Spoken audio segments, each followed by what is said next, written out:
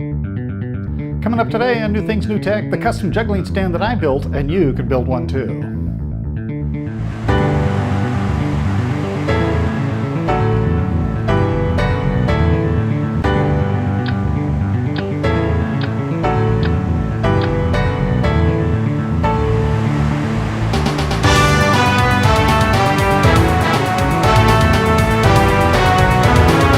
Hello everyone, this is my juggling stand. I created it to hold the juggling props that I like to use most.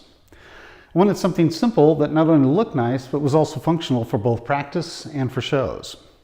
So let's take a look at my juggling stand and see how I created it.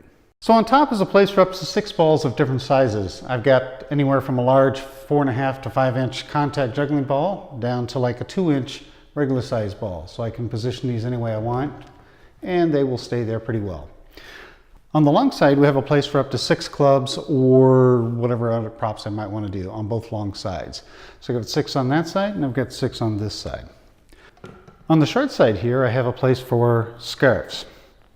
This is just a clothespin that I've screwed onto here to be able to hold the scarves in place. And on the other short side, I've got 2 hooks set up so that I can actually hold the juggling rings of 2 different sizes. I've got the large ones up top and some smaller ones down here. And I can vary this however I need to. Also along the bottom, we've got a place for actually if I want to add additional props and so forth. So it's light enough that I can actually move it around when it's fully loaded.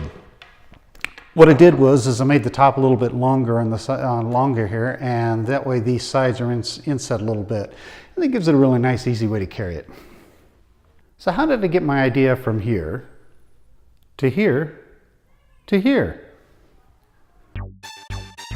So I started with a piece of scrap wood that was lying around. It was 22 inches by 16 inches to use for the base. So I quickly sketched out an idea that I thought would work with the wood for this base. I then measured the size of some balls and clubs and roughly figured out how far apart they should be. I then decided on the height of the stand to be about 2 feet off the ground. I figured that was a good height for the balls and tall enough for the clubs to hang. Plus, proportionally, it just looks good. I bought a 6-inch wide by 6-foot piece of good wood to build the sides and top.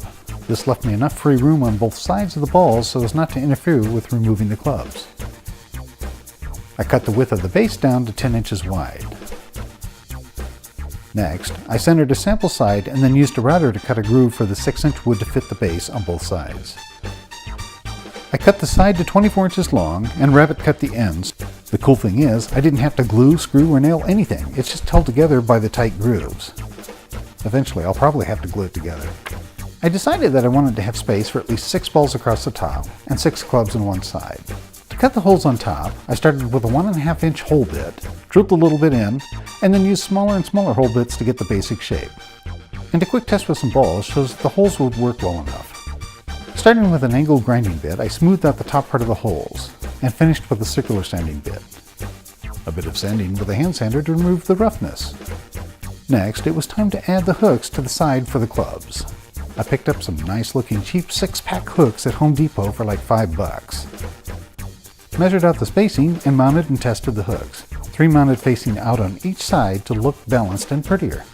So for about $20 and a couple of hours of work, I have my finished stand. Thanks for watching. If you've enjoyed this video and would like to see more, please subscribe to my channel. And also leave feedback in the comments below to let me know what you thought of this video and any other videos you might like to see. I'm Scott Drudge for Drudge TV.